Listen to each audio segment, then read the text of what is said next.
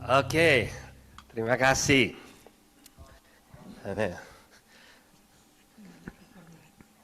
Bapak Ibu, sesi keempat ini saya berikan judul tujuan dari kelimpahan, ya, tujuan dari kelimpahan.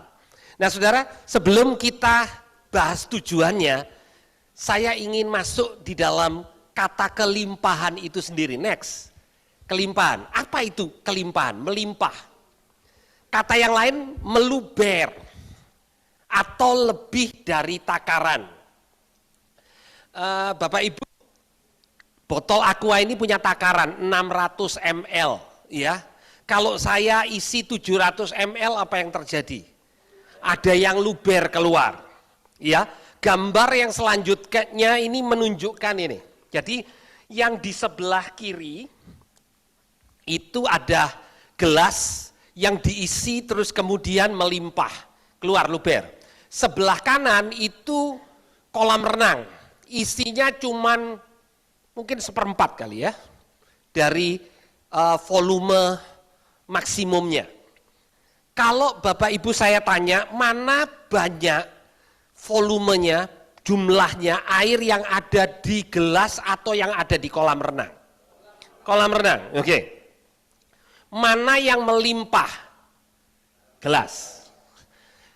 Seringkali kita punya cara pandang yang keliru tentang kelimpahan. Kalau kita ngomong begini, waduh Pak Sugiharto itu berlimpah. Maksudnya seringkali, terutama di dunia sana, dan kadang-kadang orang Kristen juga punya cara pandang yang seperti itu, adalah gini, rumahnya 3, mobilnya 4, pabriknya 2, istrinya 1, ya toh? Ya itu enggak bisa ditawar, istrinya 1. Nah itu kita katakan limpah. Kalau rumahnya ngontrak, punya masih struggle secara finansial, maka hidupnya enggak bisa disebut berlimpah. Sedangkan kata berlimpah itu sebetulnya seperti yang digambarkan oleh gelas ini, meluber. Seringkali dalam kehidupan kita, kita mulai dengan takaran gelas, kecil. Terus kemudian diisi, siapa yang isi? Tuhan isi. Terus belum sempat meluber, kita ganti, takarannya kita ganti ember. Ya, terus Tuhan isi. Sudah hampir maksimal, kita ganti, kita taruh. Kalau zaman dulu rumah masih punya banyak bak mandi, taruh di bak mandi, berember-ember, pernah penuh. Setelah bak mandinya hampir penuh, airnya diisi di kolam renang kayak begini. Ya, jadi yang sebelah kanan ini tidak melimpah, tapi banyak. Yang di sebelah kiri ini tidak punya banyak, tapi berlimpah. Ya. Jadi kalau kita bicara tentang kelimpahan, anak Tuhan itu harusnya melimpah hidupnya. Takaran kita bisa beda-beda. Setuju ya Bapak Ibu ya? Takaran kita dibandingkan dengan Elon Musk, kita ini kelihatannya kecil. Satu ruangan ini, saya enggak survei satu-satu, kalau dikumpulkan masih lebih kaya Elon Musk. Benar nggak Bapak Ibu? Tapi belum tentu Elon Musk lebih melimpah dari Bapak Ibu. Nangkap ya? Yang Tuhan inginkan kita sebagai orang percaya itu melimpah. Bukan punya banyak terus kemudian dan kita mengatakan Tuhan kapan lagi? Ayo Tuhan, terus isi. Ini loh kolam renang airnya masih 1/4 ini loh Tuhan. Kalau kita punya mental seperti kolam renang ini, kita katakan, kalau ini airnya saya berikan ke tempat yang lain, lawang kolam renangnya cuma isi 1/4. Sudah lihat pola pikir yang seperti itu? Jadi kita ini nggak pernah punya kehidupan yang melimpah. Karena kita selalu merasa takaran kita kurang. Saya kurang. Saudara, orang yang punya pikiran kurang itu belum tentu nggak punya uang. Dia hanya berpikir dia kurang. tetapi sesungguhnya setiap kita sudah diberikan lebih dari cukup. Yohanes pasal 10 ayat yang ke-10 mengatakan, ini ayat sangat populer saudara. Dikatakan pencuri datang hanya untuk mencuri dan membunuh dan membinasakan. Aku datang, aku di sini Yesus, supaya mereka mempunyai hidup dan mempunyainya dalam segala kelimpahan. Katakan segala kelimpahan. Jadi kelimpahan itu yang Tuhan mau dalam kehidupan kita ini bukan hanya keuangan saudara. Keuangan itu salah satunya. Dan kalau kita katakan kita melimpah artinya ada bagian dari apa yang kita anggap takaran kita katakan Tuhan ada yang keluar dari sini. Yang berlimpah lebih adalah yang punya luberan yang lebih dari takarannya. Banyak orang sangat concern dengan setiap kali pergi ke seminar yang jadi tujuan utamanya adalah bagaimana membesarkan dari gelas jadi kolam renang. Bukan bagaimana supaya yang ada di gelas itu bisa melimpah. Hari ini tentu pembahasan saya bukan bagaimana untuk membuat takaran saudara ini jadi kolam renang. Itu Tuhan yang bisa lakukan. Tapi Tuhan mau dimanapun keadaan saudara hari ini, saudara bisa punya kehidupan yang melimpah. Siapa yang setuju? Tuhan mau setiap kita. Ya, bahkan saya ingin katakan Bu Sieni bisa punya kehidupan yang melimpah. Ya, tidak harus nunggu sampai kembali seperti dulu. Seringkali orang bilang gini, kalau keadaanku kayak dulu, aku akan berlimpah. Sekarang nggak bisa. No, Tuhan mau setiap anak-anaknya punya kehidupan yang berlimpah. Kejadian pasal yang ke-12, saya akan bicara tentang panggilan Abraham. Berapa sering Abraham dikhotbahkan, dan orang Kristen terinspirasi karena Abraham itu kaya katanya. Betul Bapak Ibu, ternaknya banyak. Terus kemudian kita mendengar, kalau zaman ini bukan ternaknya banyak, pabriknya banyak. Depositonya besar, nggak ada yang salah dengan itu. Tapi tolong kita anak Tuhan jangan berhenti di sana. Itu bukan the whole message. Saudara, seringkali orang Kristen ini dapat berita Injil itu kepotong, saudara. Ya, dan kalau beritanya kepotong itu bukan Injil yang sepenuh. Nah, saya ingin menunjukkan kepada saudara apa yang firman Tuhan katakan tentang panggilannya Abraham yang kita mengatakan kita ini keturunan Abraham secara rohani. Betul, saudara. Perhatikan ya. Di sini dikatakan ini, berfirmanlah Tuhan kepada Abraham, pergi dari negerimu, dari sanak saudaramu, dari rumah bapamu ke negeri yang akan kutunjukkan kepadamu. Aku akan membuat engkau menjadi bangsa yang besar. Kita senang sampai sini ya. Dan memberkati engkau, serta membuat namamu masyhur. Ini kita doakan, Tuhan buat kami jadi besar, berkati kami, buat nama kami masyhur, tidak ada yang salah. Dan engkau, nah ini tujuannya. Tadi itu apa yang Tuhan lakukan, yang terakhir ini tujuannya. Dan engkau akan menjadi berkat. Itu luberannya saudara. Saudara tangkap, ini prinsipnya. Tuhan akan lakukan membuat engkau besar, memberkati engkau, membuat namamu masyhur. Dan engkau, saudara, Tuhan tidak bisa paksa ini, akan menjadi berkat. Tapi itu tujuannya. Jadi Tuhan mengatakan, bagian yang pertama aku yang berkati engkau. Bagian yang kedua, engkau yang perlu punya sikap hati untuk jadi berkat. Ayat 3, aku akan memberkati orang yang memberkati engkau dan mengutuk orang-orang yang mengutuk engkau. Perhatikan baik-baik. Olehmu semua kaum di muka bumi akan mendapatkan berkat.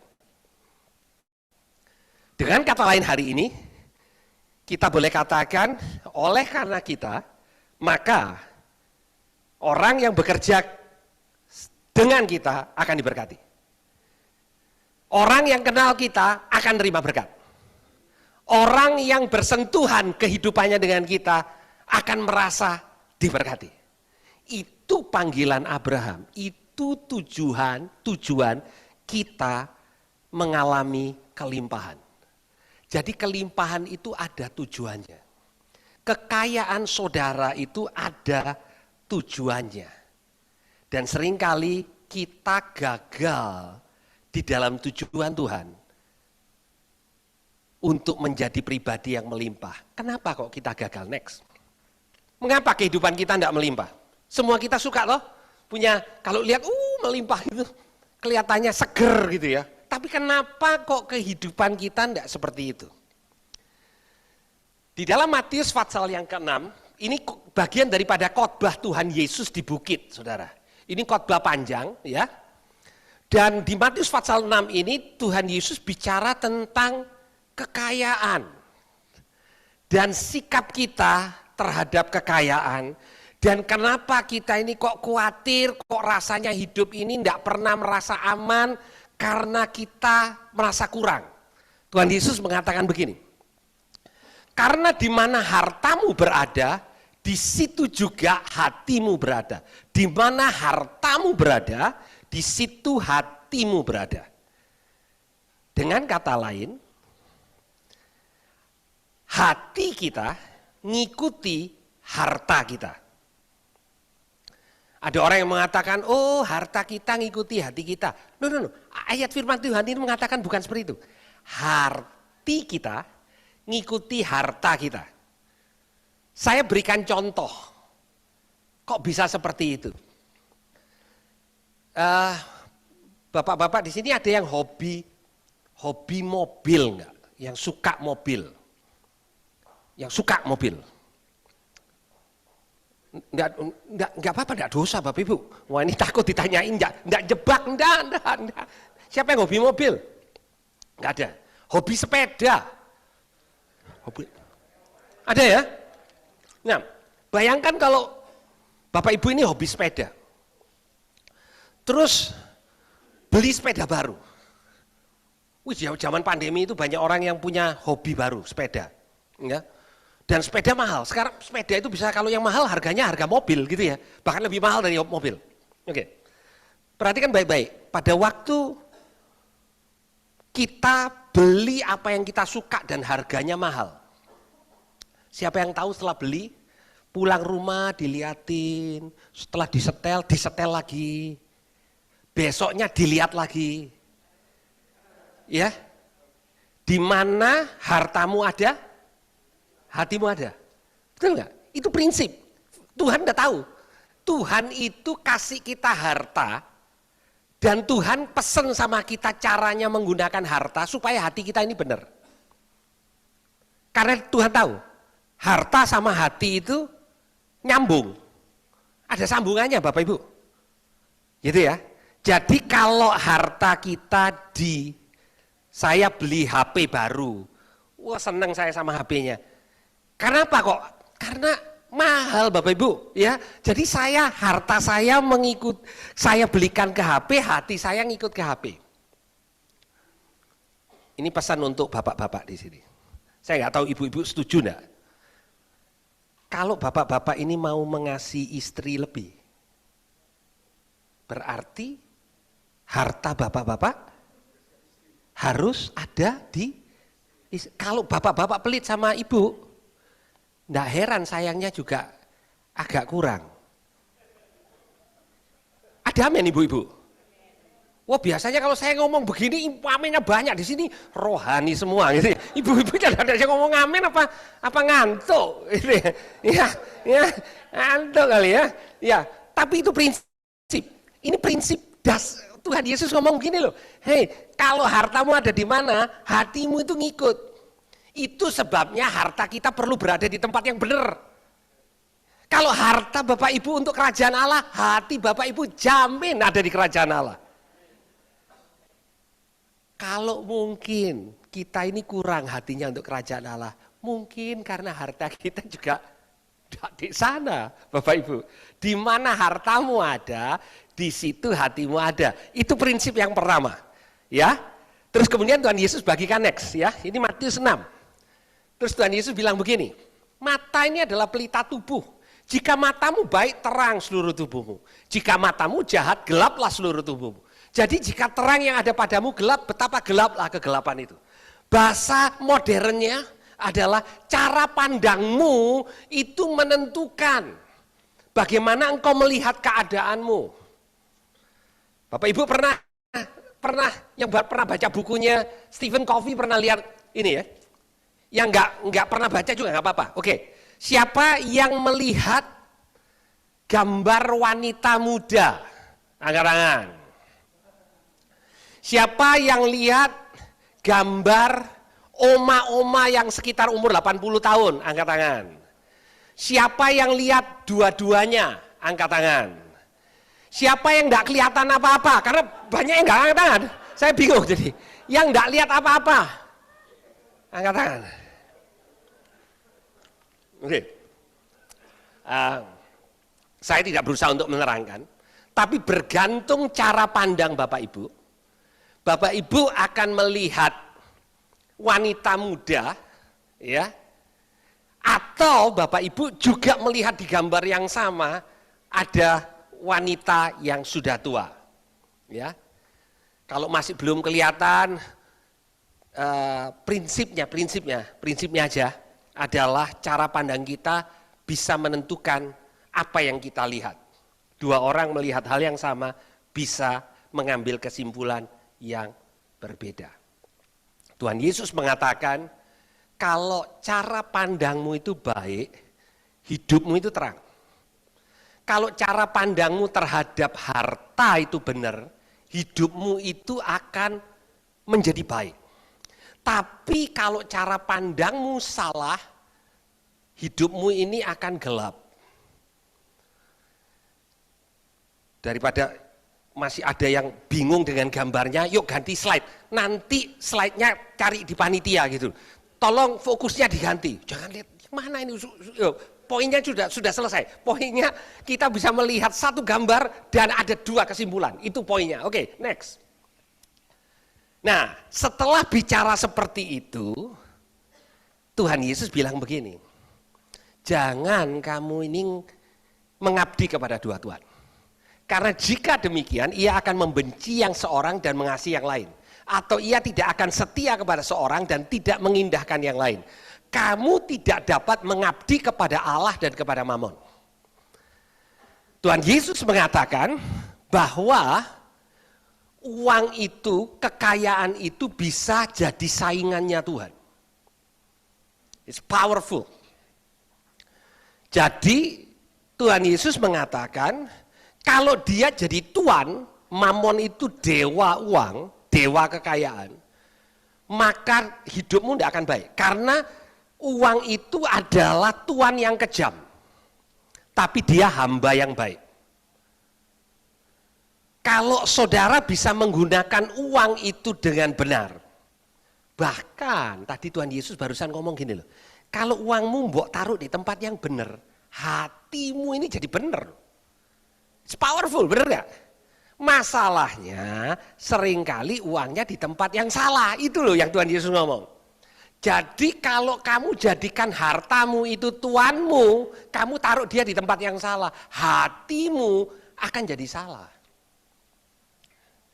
Setelah itu Tuhan Yesus bahas tentang kekhawatiran. Dengan kata lain Tuhan Yesus mau katakan, kalau kamu khawatir sebenarnya ada prioritas yang salah dalam hidupmu. Dan kekhawatiran itu yang membuat kita akhirnya tidak bisa berkelimpahan. Karena kita merasa gimana kalau gini? Gimana kalau gini? Saudara melihat, kok kolam renangku airnya enggak banyak-banyak ya? Kok nambahnya sedikit sekali ya? Karena saudara sudah melihat kepada hal yang salah, bukan wow betapa banyak Tuhan sudah percayakan aku. Air 1/4 kolam renang. Itu perspektif. Selama perspektif kita salah, mata kita cara pandangnya salah, gelap hidup kita. Berapa banyak diantara kita merasa dulu ya, ada orang yang mengatakan gini, aduh kalau saya punya 10 M, saya udah happy. Tanya sama orang yang sudah punya 10 M. Dia bilang belum. Berapa banyak? Dale Carnegie mengatakan survei dia terhadap orang-orang yang kaya pada waktu ditanya apakah engkau cukup? Rata-rata mereka mengatakan a little bit more. Sedikit lagi. Belum sih. Ya, Bapak Ibu, saya pernah punya kesempatan melayani seorang yang kaya, ya kaya, rumahnya bagus, ya di Surabaya. Kalau saya kasih tahu namanya, Bapak Ibu mungkin tahu, ya. Dan dia cerita sama saya, betapa dia kagum dengan temannya yang kaya. Dalam hati saya, lu kamu ini sih kerosok kurang kaya, gitu ya. Tapi orang kaya itu rata-rata ndak ada yang kerasa kalau dia kaya. Mungkin kita mengatakan musuh, iya. Karena dia lihat, enggak loh, tergantung. Kalau sama pegawai saya ya jelas saya lebih kaya. Tapi kalau sama si A. Saudara, orang yang saya layani ini, dia kagum sama menantunya yang kaya, saudara. Padahal dia itu kaya, kalau orang Surabaya bilang kuaya unya 5, kuaya gitu loh. Tapi dia merasa saya ini masih belum. Kalau mau tahu Pak kaya, itu mantu saya. Wah, dia mulai cerita kekayaan. Balik lagi, oke. Pada waktu kita punya perspektif yang salah terhadap keuangan kita tidak bisa jadi berlimpah. Kita mungkin punya banyak, tapi kita tidak berlimpah. Oke? Nah, Tuhan Yesus mulai ngomong begini, matamu kalau jelek, perspektifmu jelek, hidupmu juga ikut terpengaruh. Jadikan uang itu jadi hamba dan bukan jadi Tuhan. Kira-kira begitu. Terus kemudian Tuhan mengatakan begini, next. Ya. Karena itu aku berkata kepadamu, jangan khawatir akan hidupmu, apa yang hendak kamu makan, apa yang hendak kamu minum, jangan khawatir akan tubuhmu, apa yang hendak kamu pakai. Bukankah hidup itu lebih penting dari makanan dan tubuh itu lebih penting dari pakaian? Pandanglah burung-burung di langit dan yang tidak menabur, tidak menuai, tidak mengumpulkan bekal dalam lumbung, namun diberi makan oleh Bapamu yang di sorga. Bukankah kamu jauh melebihi burung itu? Pandanglah. Cara pandang itu mempengaruhi, itu yang Tuhan Yesus katakan. Perhatikan yang Tuhan Yesus bandingkan. Tuhan Yesus bilang begini, hidup itu lebih penting dari makanan. Siapa yang setuju hidup itu lebih penting dari makanan? Ya. Nanti kalau sudah 6:30 jam 6, mulai saudara agak susah jawabnya. Mana yang lebih penting ya? Hidup apa makanan? Tetap hidup lebih penting, Bapak Ibu. Ya, ya. Terus kemudian tubuh itu lebih penting dari pakaian. Pada waktu keadaan baik, sesuatu yang sebetulnya simple ini blur prioritasnya. Pada waktu keadaan sedang buruk, maka kelihatan prioritasnya. Pada waktu terjadi tsunami di Aceh, tim SAR diturunkan, kalau dia lihat laptop yang mahal, harusnya enggak diambil sama dia. Lihat mobil, keadaannya berlumpur, enggak diambil. Lihat tubuh manusia yang sudah bernyawa, itu sama dia dipinggirkan. Kalau masih ada gerakan, berarti masih hidup, itu yang paling penting. Pada waktu keadaan sulit, manusia itu tahu mana yang penting. Teman saya cerita pada waktu gempa bumi di Lombok Utara. Anak Tuhan, dia punya kebun binatang di Lombok Utara. Dan dia bilang begini, Pak, pada waktu terjadi gempa bumi, saya hanya tarik istri saya dan anak saya keluar dari rumah. Saya sudah tidak peduli apa yang terjadi. Tiba-tiba kita tahu, sepeda tadi yang mahal itu jadi tidak penting.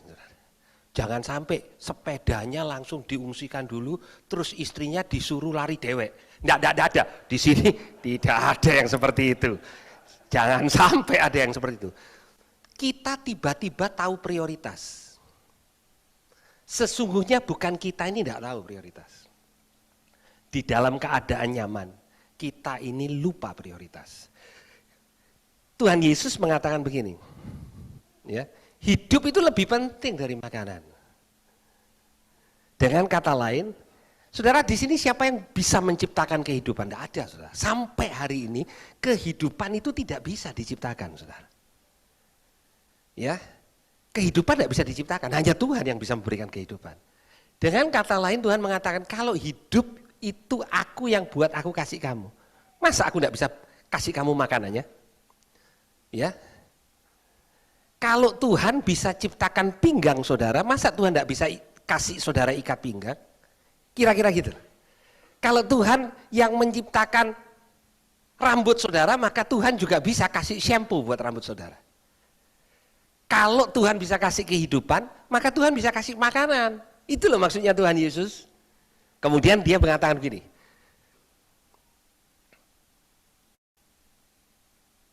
jangan khawatir pula akan tubuhmu, apa yang hendak kamu pakai. Kalau Tuhan kasih tubuh, Tuhan bisa kasih pakaiannya untuk tubuh itu. Karena tubuhmu lebih penting dari pakaiannya. Nah, seringkali yang kita salah lihat adalah, betul Tuhan yang kasih kehidupan, tapi makanan harus saya yang cari. Betul Tuhan yang kasih saya tubuh, tapi kalau pakaian harus saya. Di sini Tuhan mengatakan, kalau hidupmu aku kasih, makanan aku sediakan. Itu sebabnya Tuhan bilang gini, ini loh cara pandangmu ini agak-agak keliru. Lihat kepada burung, belajar dari burung. Burung itu ndak nabur, ndak punya lumbung, Bapamu. Nah, Tuhan Yesus mulai dengan mengatakan, perhatikan baik-baik, Bapamu. Bapamu itu apakah juga Bapakku, Bapaknya Tuhan Yesus? Ya. Tapi Tuhan Yesus tidak mengatakan begini, Bapakku yang di sorga kasih kamu makan. Tuhan Yesus bilang gini, itu papamu loh. Saudara, saya pernah melihat satu dokumenter ayah dan anak yang terjebak di lubang tambang. Dan berhari-hari mereka ada di sana sampai tim penyelamat itu datang. Ya. Dan mereka punya ransum. Anaknya masih kecil, bapaknya udah gede. Kalau secara gizi bapaknya perlu dapat lebih banyak per kilogram berat badan. Ingat ya, kalau kita mau diet kan per kilogram berat badan, kan gitu ya. Nah, tapi selama beberapa hari itu, bapaknya tiba-tiba ndak kroso lapar. Percaya bapaknya ndak kroso lapar? Enggak. Sebenarnya karena dia lihat anaknya yang lapar, dia merasa anaknya aja yang makan. Saya enggak lapar. Saudara, dulu saya pernah bekerja di salah satu bank. Saya punya staf, saudara. Karena di bank itu sering dikirimin oleh orang gitu ya, nasabah, ada yang punya toko roti gitu, dapat kiriman. Waktu itu saya masih single. Saya merasa, aduh kayak kiriman begini, saya makan satu, sisanya buat apa? Saya bagikan staf. Salah satu staf saya ini setiap kali dikasih makan cake yang enak, selalu bilang begini, saya enggak suka pak, tak bawa pulang. Oke. Namanya saya masih single, saya ini enggak dong. Jadi oh gitu ya, ya. Nanti lagi, saya enggak suka pak, tak bawa pulang. Terus kemudian saya ini tiba-tiba merasa, oh bukan dia enggak suka, dia bawain anaknya pulang. Akhirnya saya bilang gini, yang ini kamu bawa pulang, yang ini kalau kamu mau makan di kantor silakan, kalau enggak tak kasihkan yang lain. Tiba-tiba dia suka cake. Bapak Ibu nangkep? Karena hatinya orang tua itu, ya, untuk anak, itu kan luar biasa tuh. Itu sebabnya Tuhan Yesus dalam bicara tentang perspektif tentang kekayaan, dia bilang gini, kamu ini punya papa Itu bukan sekedar papaku, itu papamu. Dan papamu itu kasih makan burung. Burung itu loh, dikasih makan sama papamu. Mosok kamu tidak dikasih makan. Kira-kira gampangannya seperti itu. Ya, kadang-kadang kita ini terlalu teologis, terlalu ngepinter gitu loh, bahas teks itu. Baca seperti yang Tuhan Yesus ngomong, ini papamu itu ngasih makan burung. Burung itu tidak terlalu penting, tapi buat papamu aja dikasih makan. Lek kamu dikasih hidup, mosok tidak dikasih makanan? Kira-kira itu. Mosok tidak dikasih pakaian? Next. Ayo berikutnya. Ya. Dan mengapa kamu khawatir akan pakaian? Perhatikan bunga bagong yang di ladang. Balik lagi. Ini perspektif, saudara. Ya. Loh, yang tumbuh tanpa kerja, tanpa mintal. Namun aku berkata kepadamu, Salomo dalam segala kemegahannya pun tidak berpakaian seindah salah satu dari bunga itu. Dengan kata lain, di sini Tuhan Yesus memberikan perbandingan antara yang lebih penting dari yang kurang penting. Bukan tidak penting, Bapak Ibu.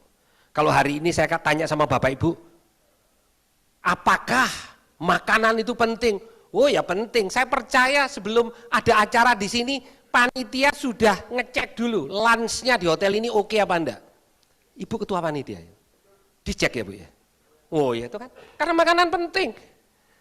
Saya tidak mengatakan makanan enggak penting, tapi hidup kita lebih penting daripada makanan kita. Ada amin Bapak Ibu. Tubuh kita ini lebih penting dari pakaian kita. Tapi ada orang yang mengatakan, aduh tapi kalau pakaian saya cuma ini Pak. Ya, ada jemaat pulang dari ibadah, terus datang lagi ibadah berikutnya. Karena pada waktu dia masuk ruangan ibadah, ada yang pakai pakaian yang sama. Tentu bukan anggota full gospel, bukan di dalam ruangan ini tidak ada yang kayak begitu. Jadi dia tidak nyaman Bapak Ibu. Loh kono sing kembari. Loh ada loh yang kayak begitu. Dia merasa tidak bisa menyembah Tuhan karena kembarannya duduk di sebelah sana pakai pakaian yang sama.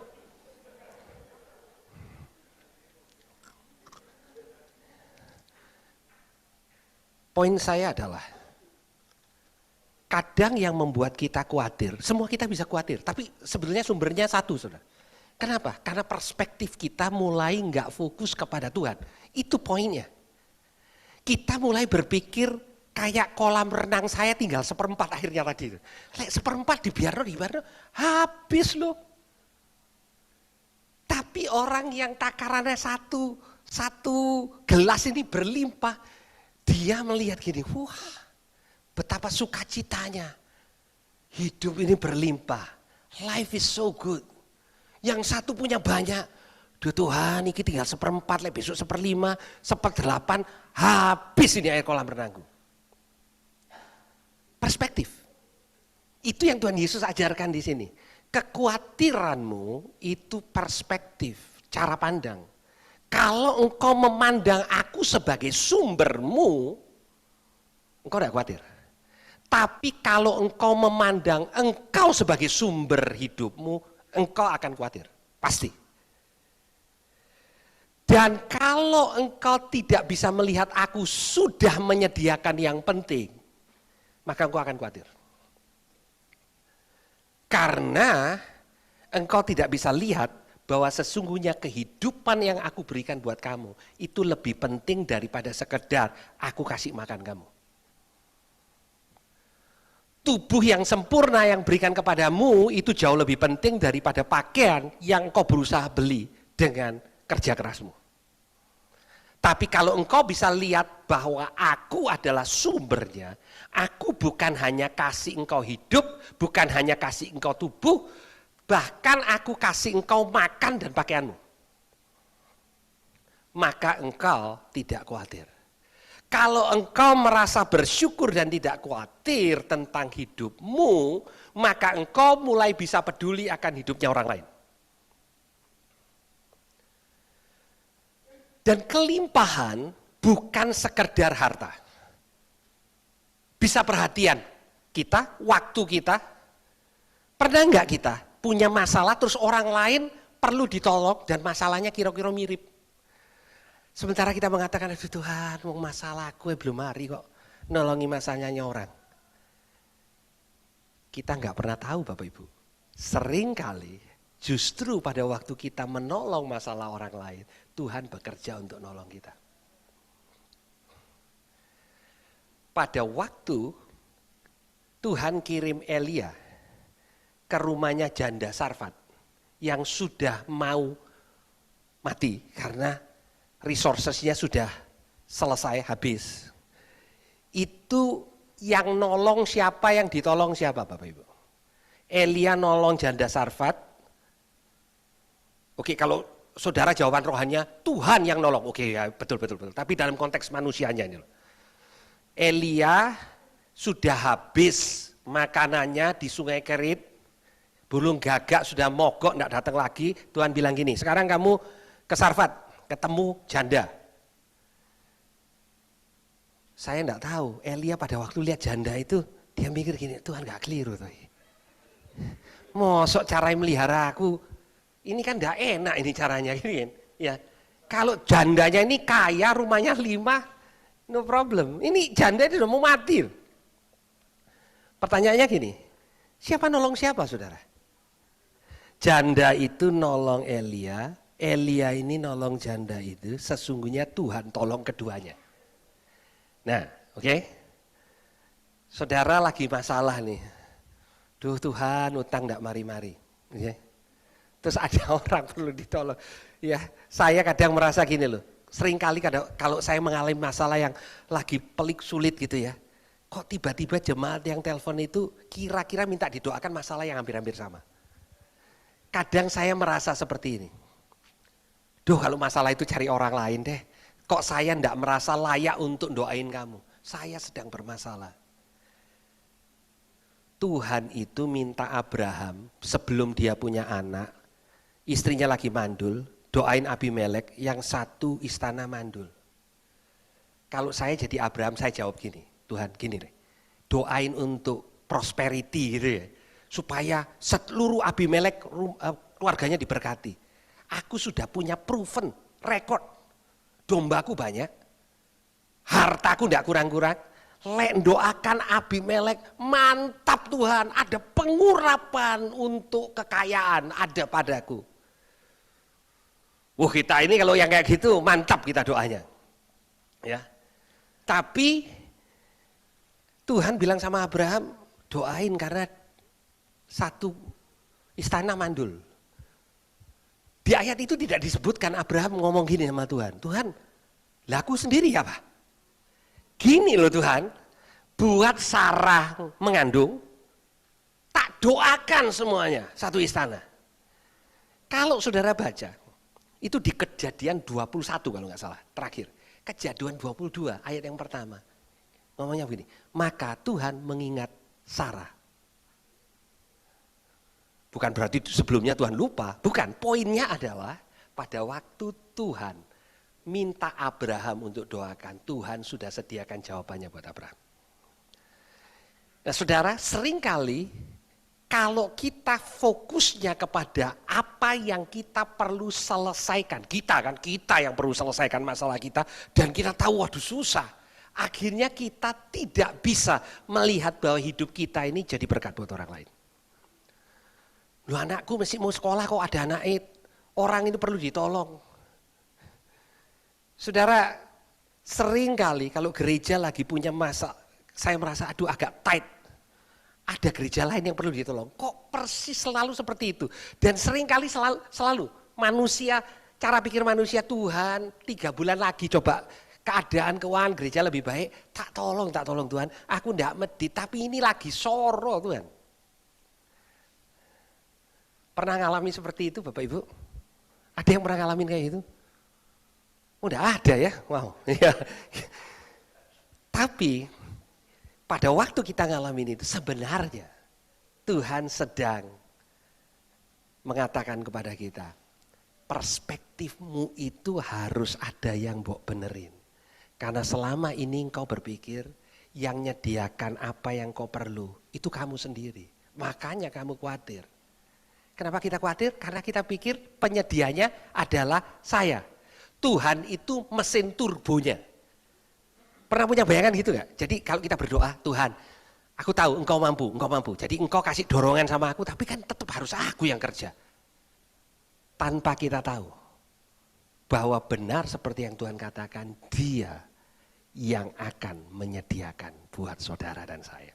Pada waktu perspektifmu jadi benar, maka engkau akan lihat benar aku ini bisa nolong orang. Duitku enggak banyak, aku bisa doain orang. Aku bisa perhatikan orang. Kalau aku enggak bisa ngasih banyak, aku punya kok. Setiap kita bisa melimpah. Setiap kita bisa jadi berkat. Keluarga yang ada di dalam ruangan ini, suami, istri, dan anak-anak, kita punya melah dalam keuangan kita. Tapi setiap kita dalam ruangan ini, setiap kita bisa jadi berkat. Dan itulah tujuan kelimpahan di dalam kehidupan kita sebagai orang percaya. Mari kita berdoa. Tuhan, kami mengucap syukur karena Engkau sungguh amat baik. Tuhan, kalau Engkau memberikan kepada kami hidup, Engkau juga memberikan kepada kami makanan supaya kami tetap bisa hidup. Kalau Engkau memberikan kami tubuh, maka Engkau tidak akan membiarkan sehingga kami nggak punya pakaian. Tuhan, Engkau penyedia buat kami. Biar perspektif kami punya Bapa yang baik. Boleh sungguh-sungguh menjadi terang. Karena Engkau katakan kalau mata kami baik, terang setiap kehidupan kami. Mungkin kalau hari ini kami kurang bersyukur, kami jadi khawatir. Ada cara pandang kami yang Engkau mau benarkan, Engkau mau set ulang. Sehingga kami boleh melihat apa yang benar. Hamba-Mu berdoa untuk setiap pasangan yang ada dalam ruangan ini, setiap pribadi. Tuhan, kami punya struggle, kami punya challenge kami masing-masing. Tapi satu perkara yang kami tahu, Engkau adalah penyedia buat kami. Sesungguhnya hidup kami berkelimpahan. Sesungguhnya hidup kami bukan hanya dicukupi, tapi diberikan kelimpahan supaya kami boleh jadi berkat. Tuhan, kami tahu panggilan kami sebagai anak-anak Abraham, supaya setiap kaum, setiap orang boleh diberkati melalui kehidupan kami, melalui harta kami, melalui perhatian kami, melalui waktu kami, melalui apa yang kami bisa lakukan buat orang lain. Terima kasih Tuhan untuk sore hari ini. Tuhan, Engkau meteraikan firman-Mu dalam setiap hati anak-anak-Mu yang mendengar. Di dalam nama Tuhan Yesus. Yang percaya kembali katakan amin. Mari kita berikan kemuliaan untuk Tuhan Yesus. Tuhan Yesus memberkati.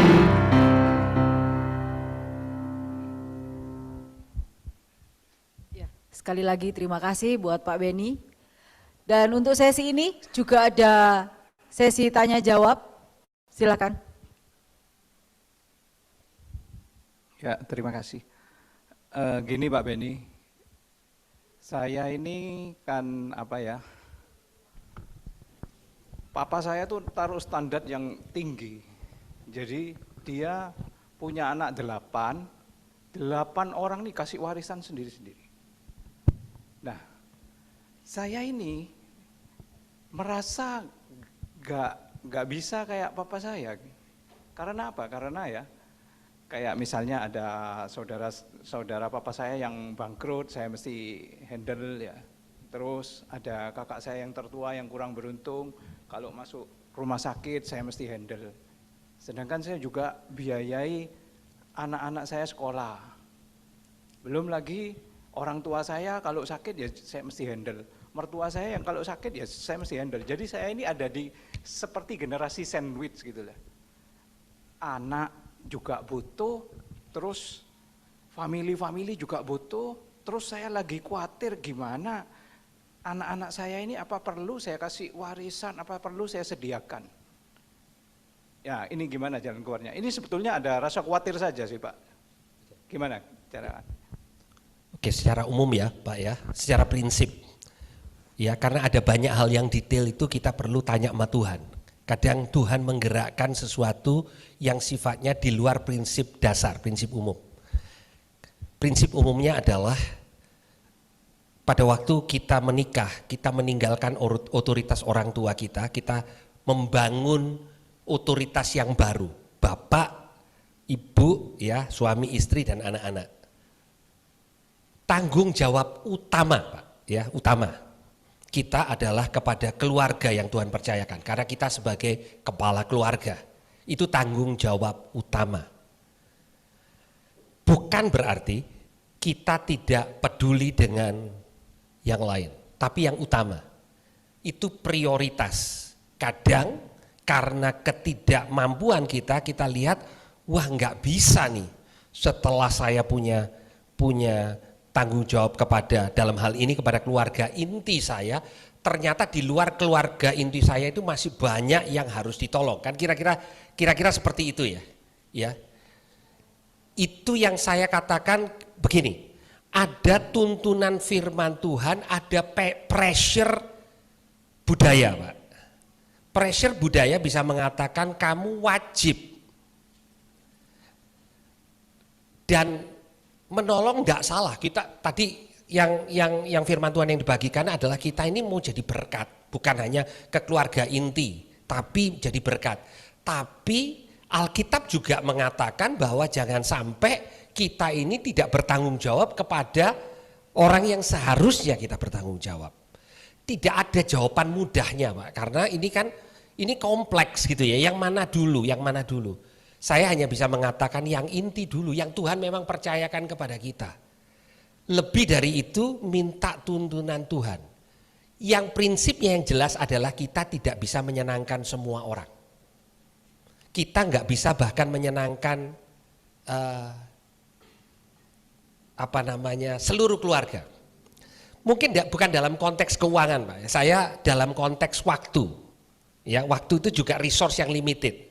Saya ini hamba Tuhan, saya punya mama, papa saya sudah tidak ada, mama saya tinggal sendiri.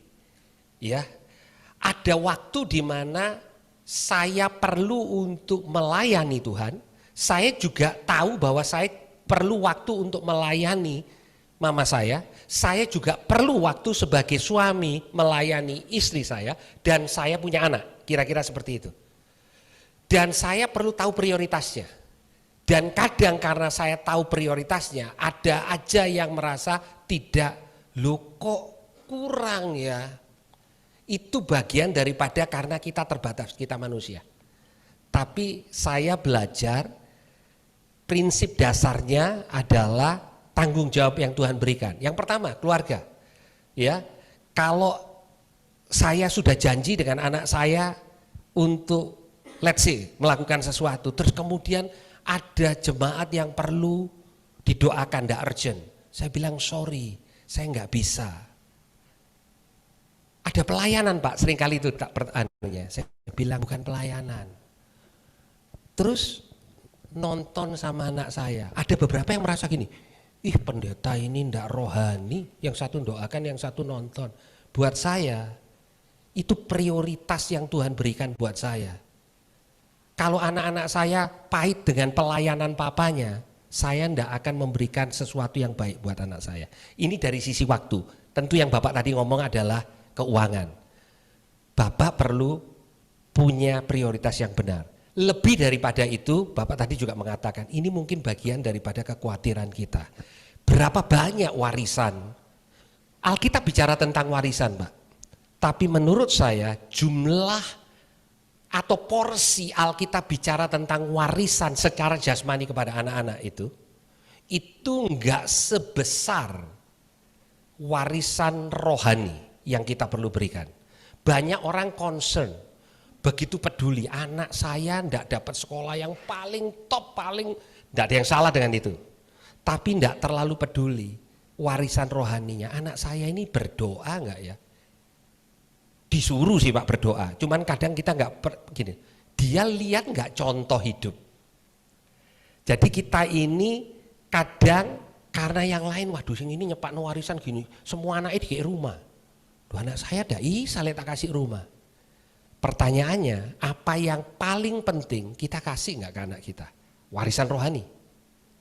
Kembali, saya tidak anti warisan jasmani loh Pak ya, bukan itu. Tapi maksud saya gini, kadang kita concern kepada apa yang Tuhan juga akan berikan, gitu ya. Tapi kita lupa untuk melakukan apa yang memang tanggung jawab kita untuk lakukan buat keluarga kita. Jadi baik untuk punya concern dengan anak-anak, tapi saya menemukan banyak orang tua sekarang sangat pentingkan pendidikan anaknya segala macam, dan itu tidak salah. Saya juga lakukan apa yang terbaik yang saya bisa lakukan, tapi nggak terlalu peduli dengan masalah kerohanian anaknya. Kalau anaknya ndak kuliah, waduh bingung papa mamanya. Anaknya ndak ke gereja, capek Pak, buat tugas soalnya. Toh minggu depan masih ada. Atau mungkin dalam hatinya nang gereja gak bayar, kuliah bayar Pak, mahal itu Pak. Itu masa depan anak saya. Sepertinya apa yang sifatnya rohani itu bukan masa depan anaknya. Jadi kita perlu balance. Saya tidak tahu itu menjawab atau tidak, tapi saya ingin tekankan kepada para orang tua di tempat ini, enggak semua orang bisa memberikan warisan jasmani yang sama. Enggak semua, dan jangan merasa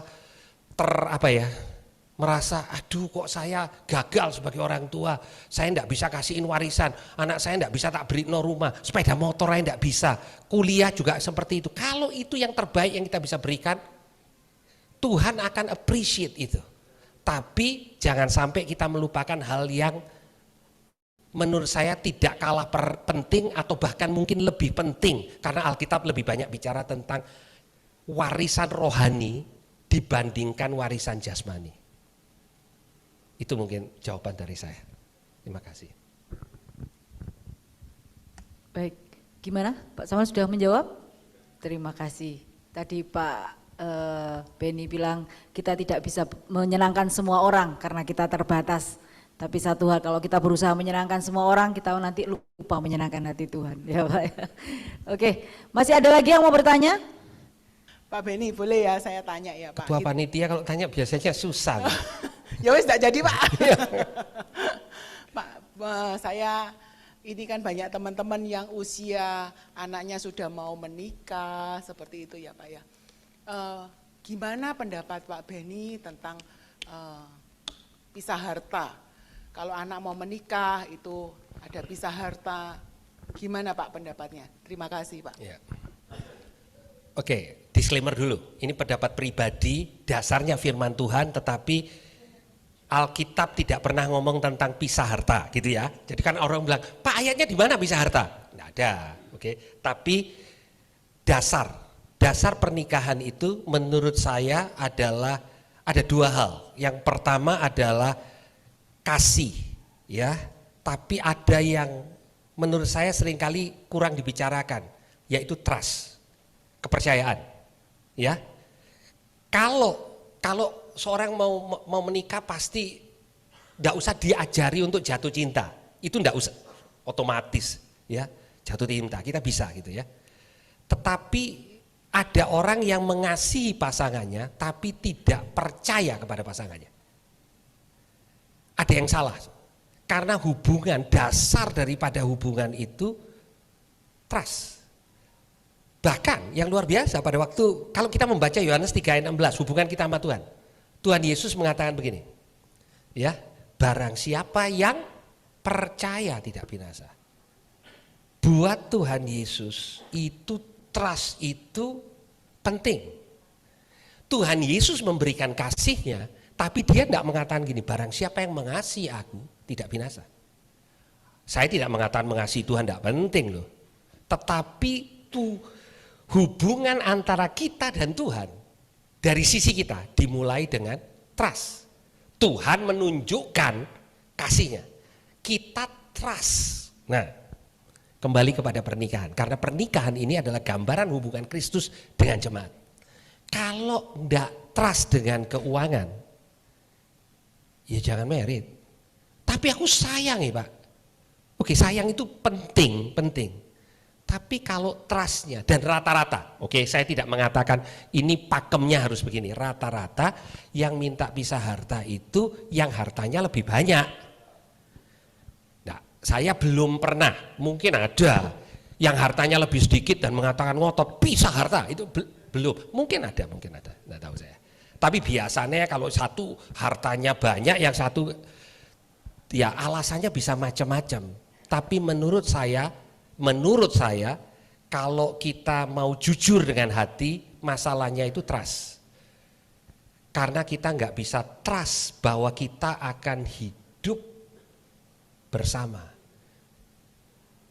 Jadi pisah harta dengan janji pernikahan itu kalau menurut saya agak nggak sinkron. Dalam keadaan senang maupun susah. Tapi kalau susah kita pisah harta. Agak nggak matching gitu loh menurut saya. Tapi saya juga tahu. Oke, ini kontroversial karena saya juga mendengar ada hamba-hamba Tuhan yang well meaning yang mengatakan hal yang berbeda untuk alasan yang berbeda. Jadi, Bu, jawabannya menurut saya sepanjang apa yang saya tahu dari firman Tuhan prinsipnya, saya mengatakan seperti itu. Tapi kalau ada yang melihat dari sisi firman Tuhan yang lain, saya enggak tahu. Tapi menurut saya kalau nggak ada trust, ya jangan merit, iya, gitu kira-kira, ya. Hanya karena kasih, ya kasih bisa luntur, kan namanya jatuh cinta. 10 tahun dari sekarang ada yang katanya dulu jatuh cinta, sekarang nggak tahu jatuh di mana, ya tahu. Jadi trust itu penting, love penting, tapi trust itu adalah dasar dari pernikahan. Itu. Oke. Ya. Terima kasih Pak Beni. Gimana Bu Sen, jelas? Jelas. Atau blas? Blas. Oh satu lagi, Oh, satu. ada lagi satu. Oh, dua. Kayaknya kita selesai jam 8 malam. Pak Ben, kita kan punya orang tua ya, dan kita juga punya adik-adik ya. Kalau kita memberikan orang tua uang, kemudian sama orang tua dikasihkan ke adik yang dipakai untuk hal-hal yang gak benar, sehingga tidak ada kesepakatan antara suami istri mau memberi atau tidak. Yang satu mengatakan kalau kamu memberi, kamu menjerumuskan adikmu. Tapi kalau ada yang mengatakan nggak usah ngurus itu, pokoknya kewajiban kita memberi orang tua. Itu mana yang benar? Perlu kita tetap memberi atau tidak? Terima kasih. Ya ini juga secara prinsip ini tidak ada yang mana yang benar. Dua-duanya benar dalam artian gini, yang tadi yang dikatakan karena ada ayat mengatakan hormati orang tuamu. Bagian daripada penghormatan kita diberkati, bagian daripada berkat itu perlu juga memberkati orang tua kita. Dan itu sama sekali tidak salah. Tetapi dalam konteks ini kan, tapi orang tua saya ngasih kepada adik saya yang saya tahu pasti yang model adik saya ini akan dipakai untuk sesuatu yang tidak berguna lah, kira-kira kan seperti itu. Saya melihat bahwa kalau dari konteks itu ya, tetap ada bagian yang kita karena kita menghormati orang tua, oke, kita berikan itu. Tetapi hatinya orang tua,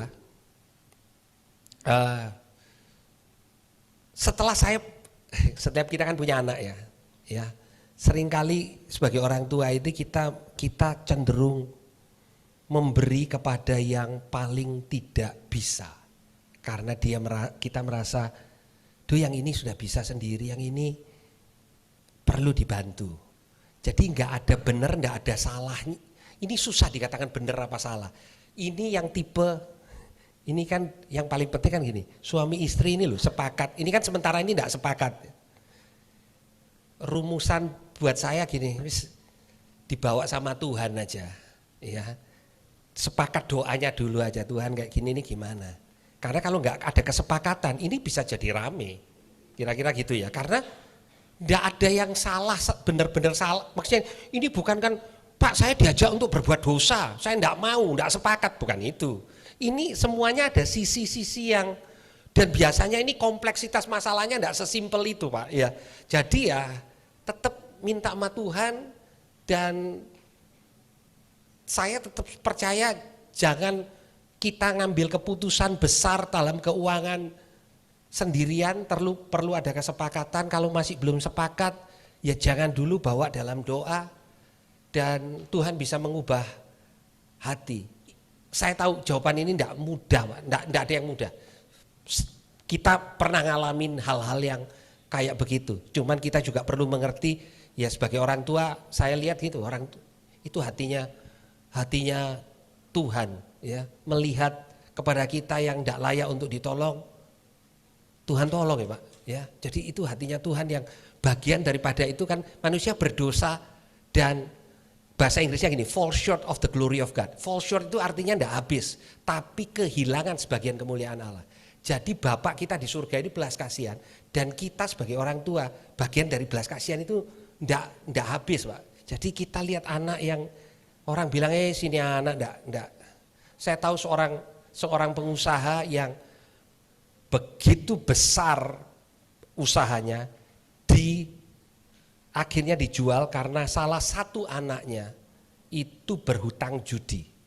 Jadi dia jual semuanya, dan anak yang lain mengatakan papa enggak fair. Bapak ngerti ya? Yang lain lu sing ini judi, biarkan dia nanggung akibatnya, masukkan penjara Pak. Tapi papanya merasa bahwa sebagai orang tua kalau dia masih bisa bertanggung jawab, dia bertanggung jawab, dia apakah benar salah? Well, semuanya ada. Di sana ada hatinya Tuhan. Seberapa bijaksananya, itu yang menurut saya sulit untuk mengatakan ini bukan 1 tambah 1 sama dengan 2 Pak. Jadi saya enggak tahu Bapak minta hikmat dari Tuhan.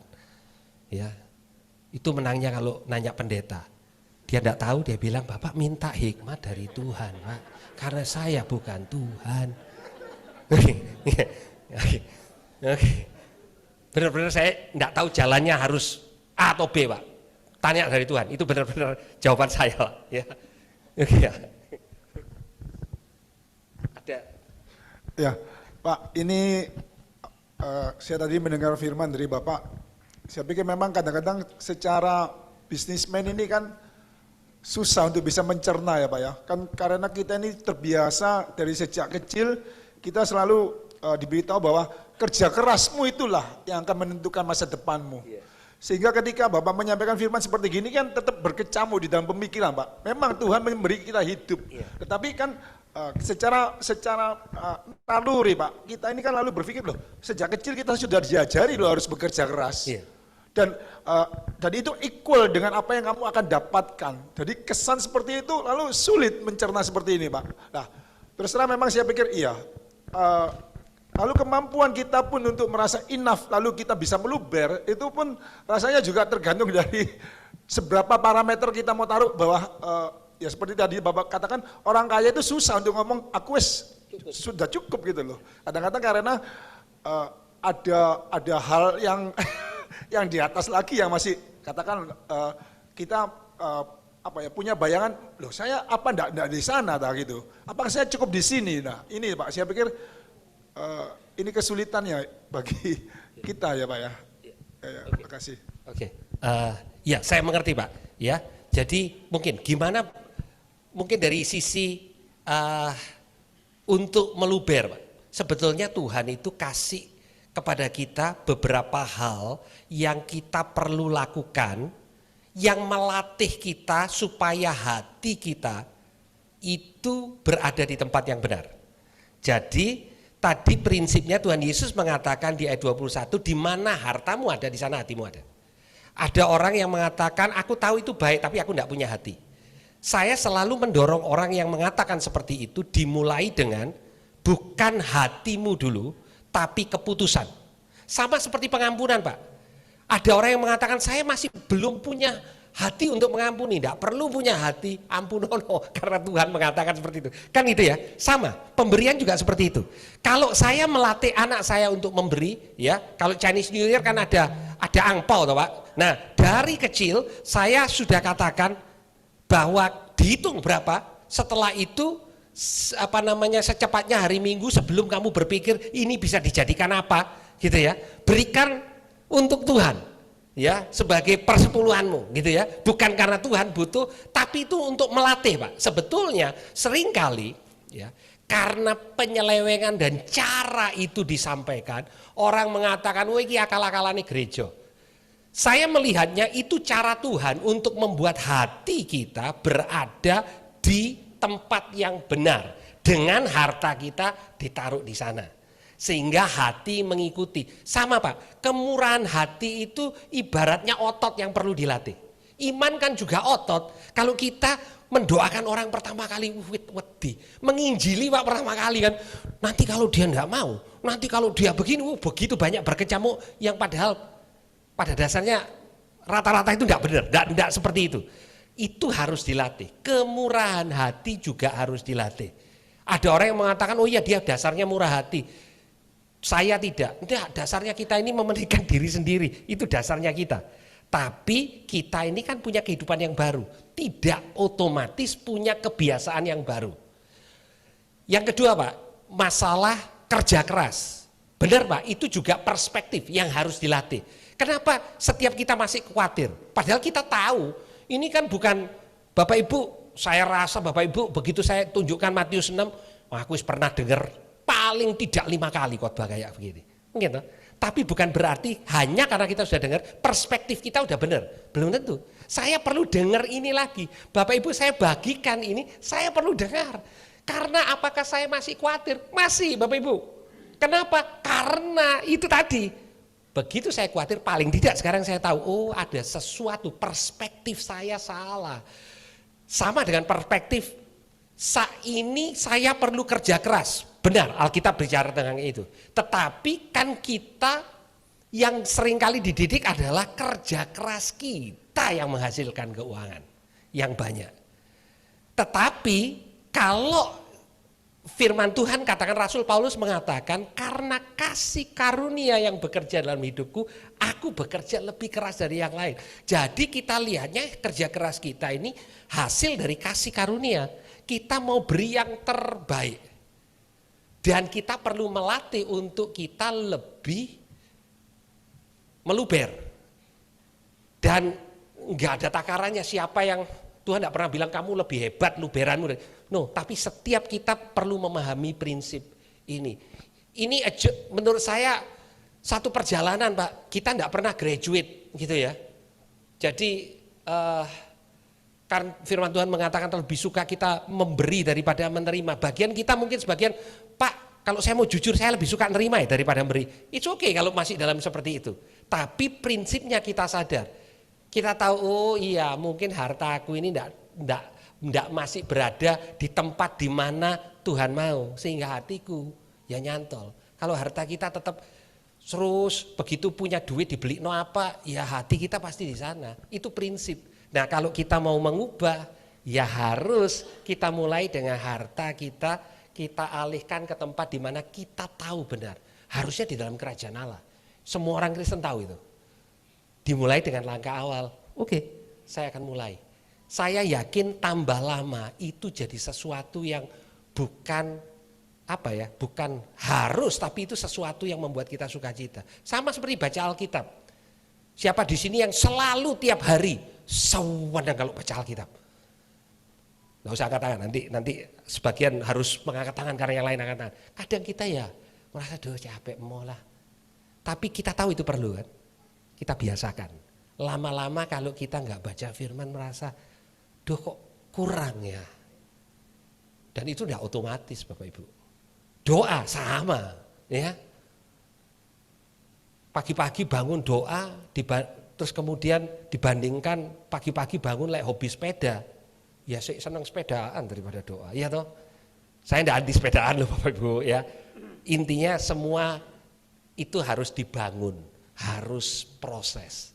Pokoknya itu enggak ada yang sudah graduate termasuk yang berdiri di depan. Belum, kita sama-sama kok dalam perjalanan untuk lebih meluber. Oke. Terima kasih untuk waktu yang diberikan buat saya untuk melayani di acara ini. Oh, kalau masih ada pertanyaan, oke. Saya masih enggak. Masih ada yang mau ditanyakan lagi, Bapak Ibu? Mumpung Pak Benny masih bersedia. Kalau nggak ada rasanya cukup Pak Beni. Sudah cukup. Terima Oke. kasih untuk pelayanannya. Bapak Ibu terima kasih untuk kesediaannya bersabar sampai hampir pukul 4. Tuhan Yesus memberkati.